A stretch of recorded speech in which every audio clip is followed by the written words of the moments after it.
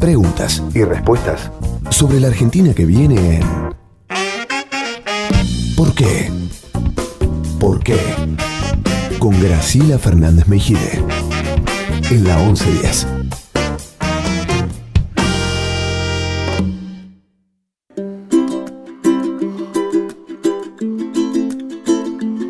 Bueno, acá seguimos hablando de algo que es apasionante para mi gusto, espero que para usted también, con Claudia Gil y con Sergio Bufano, sobre la decisión que van a tomar hoy los colombianos sobre la paz, si votan sí o votan no, pero por sobre todas las cosas, sobre cómo se fue construyendo eso. Yo tengo, y por favor, me someto a la crítica, al juicio de ustedes y a todos los comentarios. Yo tengo una impresión. A mí me parece que desde que Cuba fue capaz de comenzar siendo la sede de estos tratados y abandonó el estímulo a las guerrillas, y Barack Obama define que se acaba el bloqueo y la lejanía con Cuba, me parece que este continente ingresa recién al siglo XXI. Es como que todo lo demás era del siglo XX. Y hoy este episodio, todo el tiempo, yo lo estoy viendo, a lo mejor influenciada por Gabriel García Márquez, como todo un proceso de donde se va ingresando al siglo XXI. ¿Cómo lo sienten ustedes? Yo creo que ojalá bueno, que sea así. Podés desmentirme. No. No sé si ingresar al siglo XXI. Lo que se está comprobando con este proceso de paz y con la derrota de todas las guerrillas latinoamericanas es que esa vía era inviable. Era inviable. Entonces, eso es muy bueno. Que Obama diga lo que dice me parece fantástico. Además, yo tengo simpatía por ese presidente, así que naturalmente me cae bien las cosas, cómo ha manejado su política exterior con algunas manchas que naturalmente existen. Pero lo importante es este proceso de paz de Colombia de hoy. Demuestra que únicamente a través de la integración y la acción política pacífica se cierra así un capítulo que llevó cientos de miles de muertos en toda América Latina. Brasil, no hablemos de Perú, que fue una masacre. Bueno, la Argentina, Chile, etcétera, ¿no? Guatemala y Nicaragua. Todo eso está terminando por fin y bueno, el tema sigue siendo, el problema más grande sigue siendo la desigualdad. En la medida en que la desigualdad social siga vigente, como está en la mayoría de nuestros países, siempre va a haber algún grupo que intente decir, que trate de algún nostálgico que diga, bueno, y finalmente podemos derribar un gobierno que promueve la desigualdad y tomar las armas. Por eso es un tema muy delicado. El tema ahí es cómo eliminar la desigualdad, cómo hacer que los pobres que viven ayer sabemos hoy finalmente cuántos pobres hay en la Argentina, cómo eliminar la desigualdad y que los pobres vivan en condiciones dignas, ¿no es cierto? Mientras eso no ocurra, todo es frágil, así que... Ahora, yo lo veo, estoy de acuerdo con vos, totalmente de acuerdo, en esta tensión donde las guerrillas, con las diferencias que tenían y demás, aspiraban al socialismo. Con el fracaso del socialismo real para dar respuesta a sus propias sociedades, queda aún en evidencia que ha habido un triunfo del capitalismo. Ahora, me parece que queda para discutir, y ahí veremos cómo es el ejercicio de las fuerzas, qué tipo de capitalismo. Si un capitalismo que siga dejando afuera la cantidad de gente que deja afuera, entre paréntesis, acá hace 2 años que Agustín Salvia en esta misma radio estaba diciendo que había un 30% de pobres. Se incrementaron, pero ya hace bastantes años nosotros tenemos el problema de la pobreza sin resolver. Y me parece que en buena medida, tengo la impresión, que hay una resistencia en ciertos sectores políticos a admitir que estamos viviendo en capitalismo. Y que el trabajo es, y no es fácil, porque el capitalismo tiende por naturaleza a ser salvaje, ver qué capitalismo y cómo actúa la política con respecto a eso. Yo creo que en este tratado debe estar visto eso. Uh-huh. Yo, respecto a lo que decís, me arriesgo a decir lo siguiente. Bueno, la revolución socialista fracasó en todos los países, no solamente en aquellos que aspiraban a tomar el poder, sino que una vez tomado el poder también fracasó. Socialismo real, digamos. Exactamente, fracasó. Ahora, yo creo que también fracasó en buena parte el capitalismo y la democracia liberal, porque los liberales del siglo XIX no pensaban en una sociedad tan injusta como la que estamos viviendo en siglo XX y el siglo actual. Entonces, también ha fracasado. Digamos, hay un tema ahí que es el fracaso del socialismo como propuesta y el fracaso del liberalismo democrático, que también ha fracasado en cuanto al tema de la desigualdad. Entonces, ahí hay que, no sé, yo no soy experto en eso, pero... yo tampoco, pero aspiro a qué. Exactamente, ¿cómo se resuelve eso, no? Bueno, no le vamos a pedir la receta a Claudia, pero Claudia no, tiene por cosas supuesto que no, pero algo voy a opinar sobre lo que estamos hablando.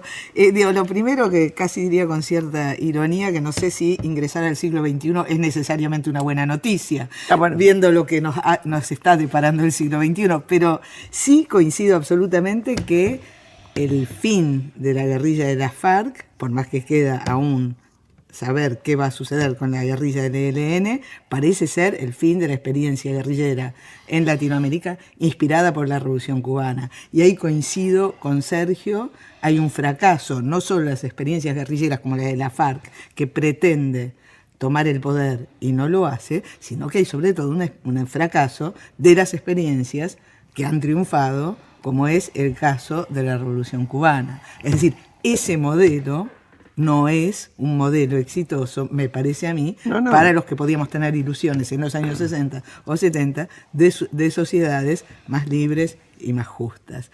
Y en ese sentido coincido también que también el capitalismo en su versión actual no representa tampoco los mejores sueños del liberalismo del siglo XIX. Y lo que sí creo es que lo que muestra el ejemplo colombiano es que la negociación en términos de la integración en mecanismos de una democracia republicana con respeto de mecanismos formales estrictos parece ser, si no la mejor, por lo menos la única manera en que uno cree que hoy en día los conflictos, aún los conflictos profundos de desigualdades, tienen que ser tramitados, con la esperanza de que puedan ser tramitados de una manera menos injusta que las que nos suele ofrecer el capitalismo de nuestros tiempos. Es cierto, porque a veces existe la fantasía, como antes existía, que el socialismo, el hombre nuevo, no iba a tener conflictos, de que la democracia no tiene conflictos. Mentira. Tiene conflictos. El tema es cómo se los resuelve. Sí, yo diría sobre todo, más aún, la virtud de la democracia es tener los conflictos, claro, y reconocer que una comunidad política no puede sino sostenerse sobre la tramitación de los conflictos. Uh-huh. ¿Por qué a la Argentina debe interesarle la paz en Colombia? ¿Cómo lo explicarían? ¿A nivel regional también? Bueno, yo creo que más o menos por lo que decíamos con Claudia, es el fin de una experiencia que duró desde 1959 con la Revolución Cubana, una experiencia que duró muchos años, que costó decenas, centenares de miles de muertos, y sobre todo miles de muertos jóvenes. La mayoría de el 90% de los que murieron en este proceso del 59 hasta ahora han sido jóvenes de 17, de 20 años, eran mocosos que murieron aspirando a un mundo mejor. Hemos visto que ese mundo mejor no se alcanza a través de esa vía. Así que eso es importante. Ahora el desafío es cómo se alcanza un mundo mejor, quiere decir, sin las injusticias del presente, a través de las vías democráticas, que todavía está en suspenso, todavía no se ha logrado.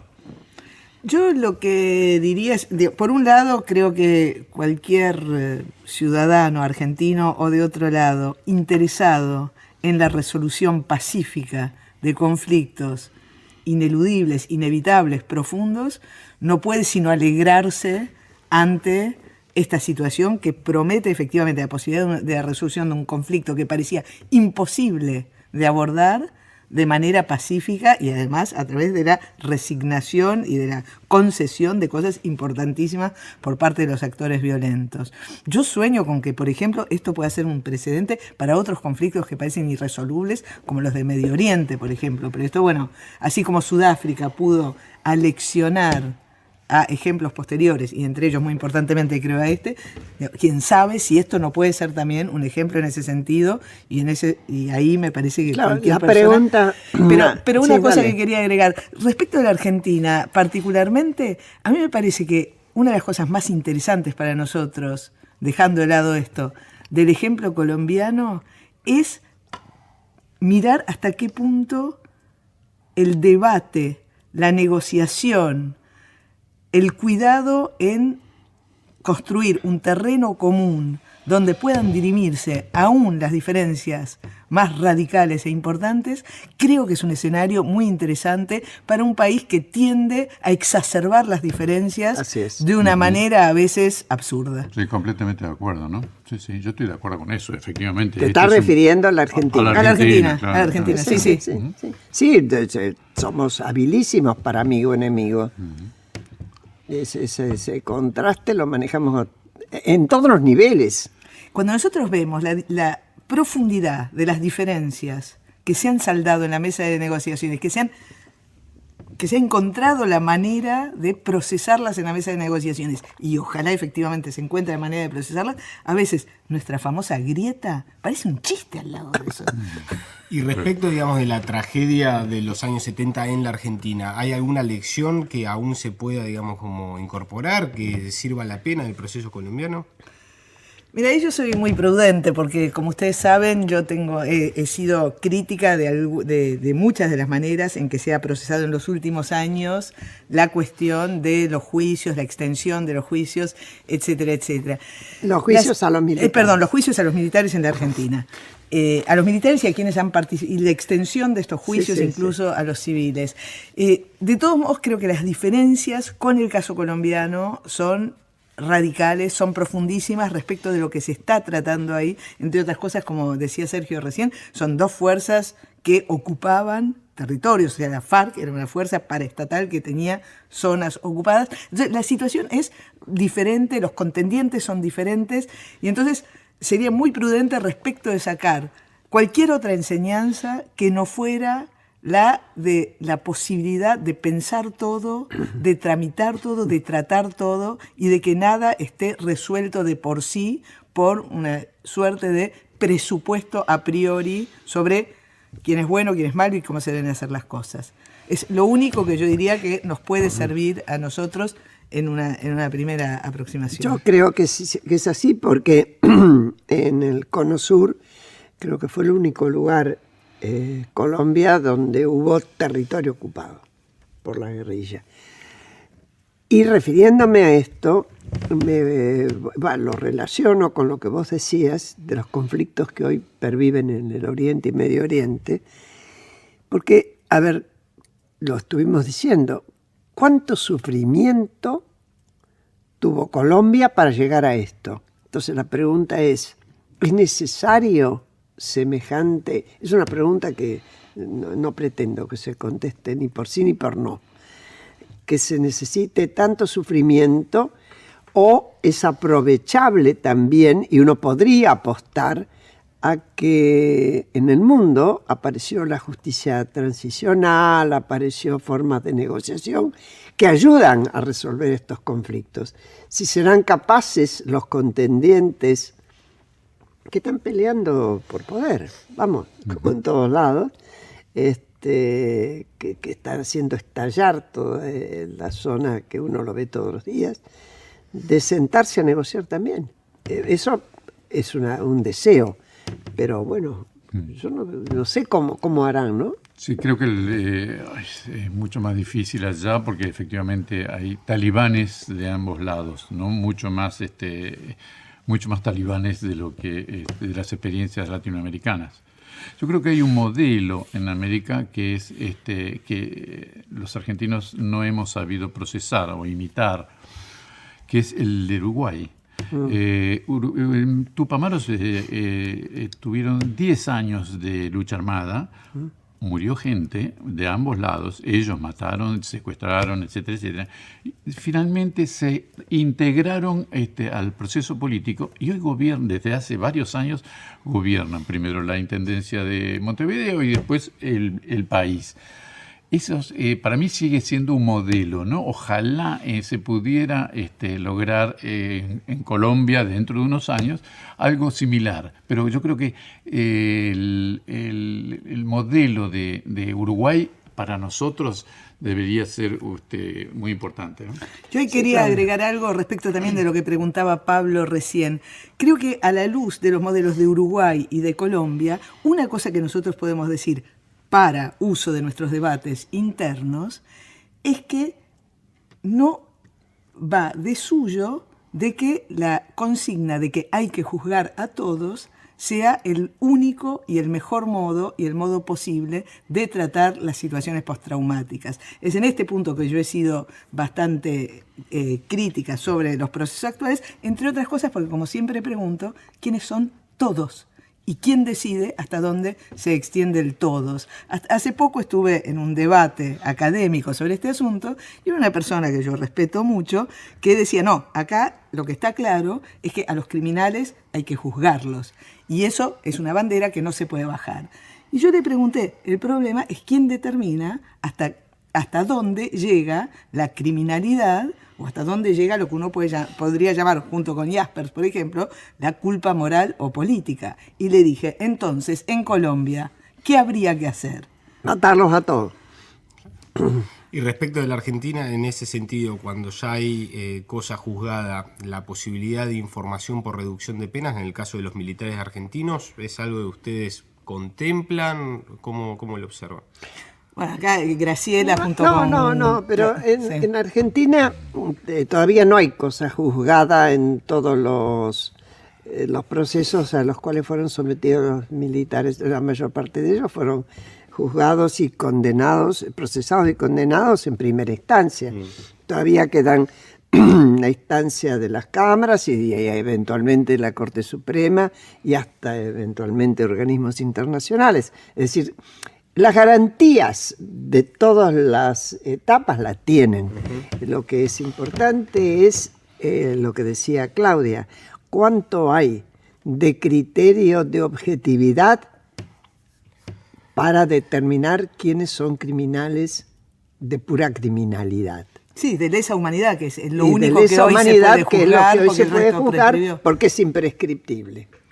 Y por la misma razón se dice los delitos que cometió la guerrilla, como no eran de lesa humanidad, son prescriptibles, por eso no se juzga.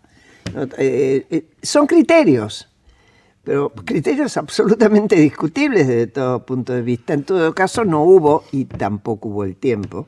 Yo creo que las circunstancias de cada país son las propias de cada país. Nosotros salimos, gracias a Malvinas, desgraciadamente, rápidamente a la democracia y de esto no se discutió.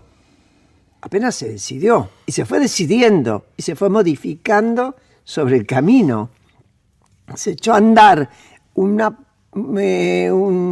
estrategia política como era la CONADEP que terminó siendo una cosa que no se esperaba que fuera, mucho más eficaz. Y lo mismo terminó siendo con el juicio a los comandantes porque no se quisieron jugar los militares. Es decir, nada estuvo finamente preparado, no había cómo. No había cómo. No había experiencia, además. No había experiencia.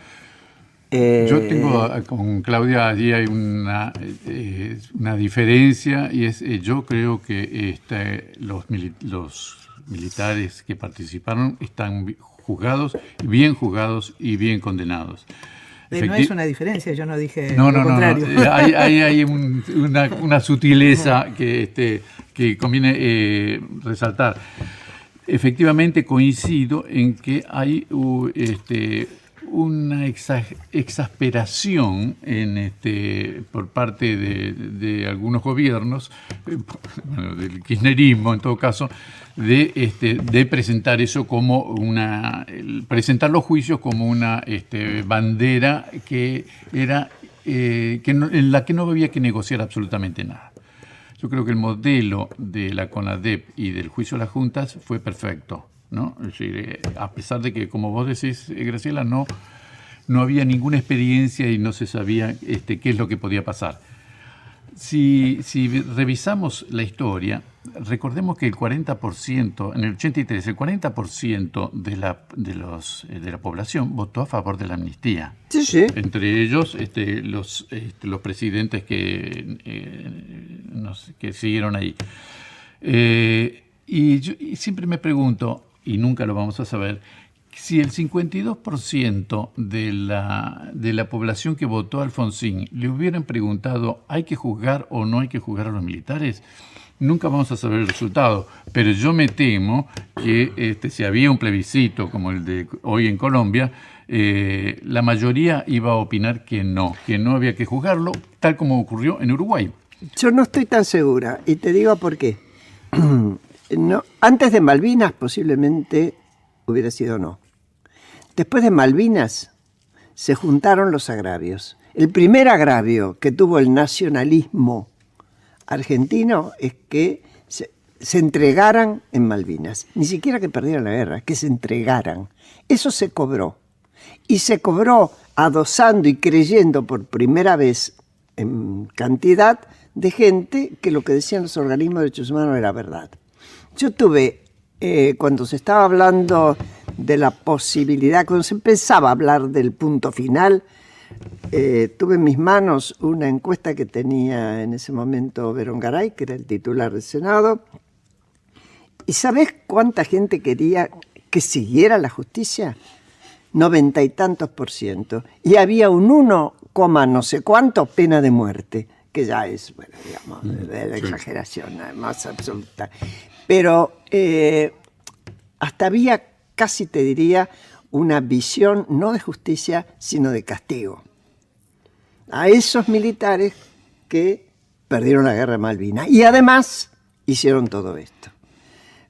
No hubo guerra de Malvinas ni equivalente en ninguno de los países del entorno nuestro. Bueno, estamos festejando, espero esta noche, yo brindaré, si cabe, por el resultado del plebiscito. Lamentablemente se acaba nuestro tiempo acá, les agradezco un montón. Te agradecemos a vos, Graciela. Gracias a vos, y brindaremos también con nuestros amigos colombianos. Exactamente. Y a ustedes les digo hasta el próximo domingo en la 11:10, que lo pasen muy bien. Ojalá todo el mundo festeje esta paz si se concreta en Colombia, y siga nomás porque el programa que viene después es muy interesante.